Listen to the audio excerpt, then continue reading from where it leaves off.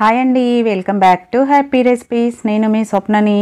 ఈరోజు వీడియోలో ఒక మంచి హెల్దీ బ్రేక్ఫాస్ట్ చూపిస్తున్నానండి. బ్రేక్ఫాస్ట్ అనే కాదు, పిల్లలకి లంచ్ బాక్స్లో పెట్టడానికి కూడా చాలా బాగుంటుంది.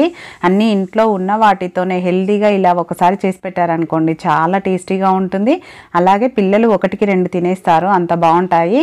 అలాగే వీటికి ఎలాంటి చట్నీతో కూడా అవసరం లేదండి, డైరెక్ట్ ఇలానే తినేయచ్చు. ఒకవేళ మీరు కావాలంటే టమాటా సాస్తో తిన్నా కూడా బాగుంటుంది.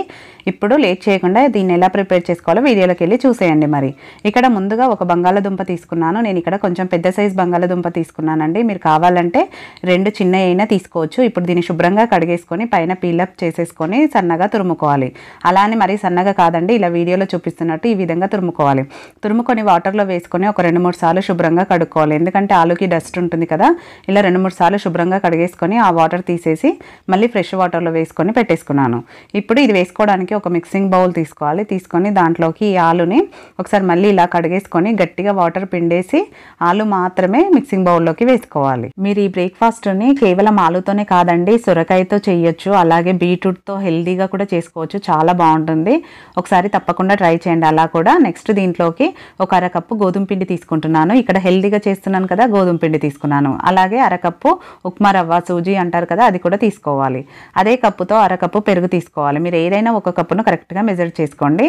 అలాగే అరకప్పు నీళ్లు వేసి ఇప్పుడు వీటన్నిటిని కలిసేలాగా కలుపుకోవాలి. మనం రవ్వ వేసాం కాబట్టి నీళ్లు వేసుకొని రవ్వ వాటర్ని అబ్జర్వ్ చేస్తుంది కదా, అలాగే మనకు ఆలులో కూడా వాటర్ ఉంటుంది కాబట్టి ఇలా మొత్తం అంతా బ్యాటర్ని ఒకసారి కలుపుకోవాలి. మీరు కావాలంటే కొంచెం వాటర్ కూడా యాడ్ చేసుకోవచ్చు అండి. నాకు కొంచెం ఇక్కడ గట్టిగా అనిపించింది కాబట్టి కొంచెం వాటర్ వేసుకొని ఇప్పుడు మొత్తం అంతా బాగా కలుపుకున్నాక ఇప్పుడు దీనిపైన మూత పెట్టేసి ఒక 10 నుంచి 15 నిమిషాల పాటు పక్కన పెట్టేసుకోవాలి. ఎందుకంటే రవ్వ సెట్ అవ్వాలి కాబట్టి ఒక 10 నుంచి 15 నిమిషాలు పక్కన పెట్టుకున్నాక నేను ఇక్కడ ఒక 10 నిమిషాల తర్వాత చూపిస్తున్నాను చూడండి. బ్యాటర్ అనేది ఇంకొంచెం చిక్కబడింది కదా, ఇప్పుడు ఇలా కలుపుకోవాలి. ఒకసారి కలుపుకున్నాక నెక్స్ట్ దీంట్లోకి వెజిటేబుల్స్ని యాడ్ చేసుకుందాం. నేను ఇక్కడ ఒక పెద్ద క్యారెట్ని ఇలా తురుముకొని వేసుకుంటున్నానండి. మనం ఆలుని ఎలా తురుముకున్నామో క్యారెట్ని కూడా అలానే తురుముకోవాలి. అలాగే ఒక 2 పచ్చిమిర్చిని ఇలా సన్నగా కట్ చేసుకున్నాను. మీరు పిల్లలకు పెట్టేటట్టయితే పచ్చిమిర్చిని స్కిప్ చేయొచ్చు. అలాగే ఒక ఉల్లిపాయ, ఒక టమాటా, కొద్దిగా కరివేపాకును ఇలా సన్నగా తరుక్కొని వేసుకోవాలి. మీరు ఇక్కడ గ్రీన్ పీస్ కూడా యాడ్ చేసుకోవచ్చు అండి. మీకు నచ్చిన వెజిటేబుల్స్, క్యాప్సికమ్, బీన్స్ ఏదైనా వేసుకోవచ్చు. ఇప్పుడు వీటన్నిటిని బాగా కలిపేసుకోవాలి. మీరు కావాలంటే ఈ ప్లేస్లో కొంచెం ఆకుకూరలు కూడా యాడ్ చేసుకోవచ్చు అండి. మరీ హెల్దీగా డైట్ చేసే వాళ్ళైతే ఆకుకూరలు యాడ్ చేసుకున్నా కూడా బాగుంటుంది. ఇప్పుడు నెక్స్ట్ దీంట్లోకి 1 టీ స్పూన్ జీలకర్ర వేసుకోవాలి. అలాగే కొద్దిగా ధనియాల పొడి, నెక్స్ట్ కొద్దిగా గరం మసాలా వేసుకుంటున్నాను. మీరు తినే కారాన్ని బట్టి కారం వేసుకోండి. అలాగే మనం పచ్చిమిర్చి వేసాం కాబట్టి చూసి వేసుకోండి. రుచికి సరిపడా ఉప్పు వేసేసుకొని, ఒకవేళ మీరు పచ్చిమిర్చి మొత్తం వేసుకుంటే అవైనా వేసుకోవచ్చు, ఈ రెడ్ చిల్లీ వేసుకోకుండా పర్వాలేదు. అది వద్దు అనుకుంటే మొత్తం కారమైనా వేసుకోవచ్చండి. నేను అది కొంచెం ఇది కొంచెం వేసుకున్నాను. ఇప్పుడు వీటన్నిటిని బాగా కలుపుకున్నాక నెక్స్ట్ దీంట్లోకి కొంచెం చిటికెడు వంట సోడా వేసుకోవాలి. ఇలా వేసుకున్నాక దీంట్లోకి కొంచెం వాటర్ వేసుకోవాలి. ఒక 3 టేబుల్ స్పూన్ల వాటర్ వేసుకొని బ్యాటర్ అనేది కొంచెం గట్టిగా ఉంది కాబట్టి ఈ విధంగా కలుపుకోవాలి.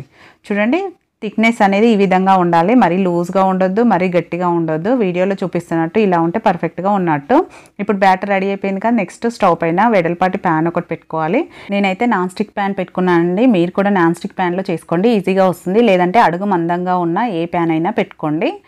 ఇప్పుడు దాంట్లోకి అది వేడయ్యాక 1 టీ స్పూన్ ఆయిల్ వేసుకొని దాంట్లో కొంచెం నువ్వులు వేసుకోవాలి. అలాగే కొద్దిగా కరివేపాకు ఇలా వీడియోలో చూపిస్తున్నట్టు వేసుకొని వాటిని మనం బ్యాటర్ ఎక్కడి వరకు వేస్తామో అక్కడ వరకు ఇలా వీడియోలో చూపిస్తున్నట్టు స్ప్రెడ్ చేసుకోవాలి. ఇలా స్ప్రెడ్ చేసుకున్నాక మనం ఆల్రెడీ ప్రిపేర్ చేసుకున్న బ్యాటర్ ఉంది కదా, దాన్ని ఒకసారి బాగా కలపాలండి. వేసుకున్న ప్రతిసారి ఇలా కలుపుకుంటూ ఒక 2 గరిటెలు వేసుకుంటే సరిపోతుంది. అలా దాన్ని మరీ ఎక్కువ స్ప్రెడ్ చేయొద్దండి, కొంచెం మందంగానే ఉండాలి కాబట్టి ఇలా కొద్దిగానే స్ప్రెడ్ చేసుకొని మూత పెట్టేసి ఒక 2 నిమిషాల పాటు ఉడికించుకోవాలి. లో ఫ్లేమ్లో ఉడికించుకోవాలండి. 2 నిమిషాల తర్వాత మూత తీసే చూడండి ఈ విధంగా కాలింది కదా, రెండో వైపు కూడా పెట్టి సేమ్ 2 నిమిషాల పాటు కుక్ చేసుకోవాలి. 2 నిమిషాల తర్వాత మనకు ఎంత పర్ఫెక్ట్గా రెడీ అయిపోయింది చూడండి, చాలా బాగుంటుంది టేస్ట్. మీరు ఇది సరిగ్గా కాలకపోయినా కూడా మనకు ప్యాన్ నుంచి రాదండి, కాబట్టి 2 నుంచి 3 నిమిషాలు ఈజీగా పడుతుంది అది కాలడానికి. అది కూడా లో ఫ్లేమ్లోనే ఫ్రై చేసుకోవాలి, ఫ్లేమ్ని అస్సలు పెంచొద్దు. ఇలానే పిండి మొత్తాన్ని ఒకదాని తర్వాత ఒకటి నీట్గా వేసుకోవాలి. చూస్తున్నారు కదా, ఈ విధంగా వేసుకోవాలి. మరి ప్యాన్ మొత్తం వేయొద్దండి, అలానే మరీ లావుగా వేయొద్దు. ఇలా వీడియోలో చూపిస్తున్నట్టు వేసుకోవాలి. చూడండి ఎంత మంచి కలర్ వచ్చిందో, చాలా బాగుంటాయండి. తినడానికి కూడా పైన క్రిస్పీగా లోపల సాఫ్ట్గా మంచి కలర్ఫుల్తో ఉంటాయి. పిల్లలకి ఒకవేళ లంచ్ బాక్స్లో పెడితే మాత్రం టమాటా సాస్తో పెట్టారనుకోండి చాలా బాగుంటుంది. ఇది మామూలుగా ఇలాంటి చట్నీ అవసరం లేదండి, ఇలానే తినేయొచ్చు. ఎందుకంటే దీంట్లోనే స్పైసెస్ ఉన్నాయి కాబట్టి. చాలా సింపుల్గా అయిపోయింది కదా, అన్ని ఇంట్లో ఉన్న వాటితోనే చాలా ఈజీగా చేసుకునే ఈ బ్రేక్ఫాస్ట్ని తప్పకుండా మీరు కూడా మీ ఇంట్లో ట్రై చేయండి. ట్రై చేశాక మీకు ఎలా కుదిరింది అనేది కూడా ఫీడ్బ్యాక్ పెట్టండి. అలాగే నచ్చిందా వీడియో? నచ్చితే లైక్ చేయండి, షేర్ చేయండి, సబ్స్క్రైబ్ చేసుకోవడం మాత్రం మర్చిపోకండి. పక్కనే ఉన్న బెల్ బటన్ని కూడా యాక్టివేట్ చేసుకోండి. చాలామంది నా వీడియోస్ సబ్స్క్రైబ్ చేసుకోకుండానే చూస్తున్నారండి.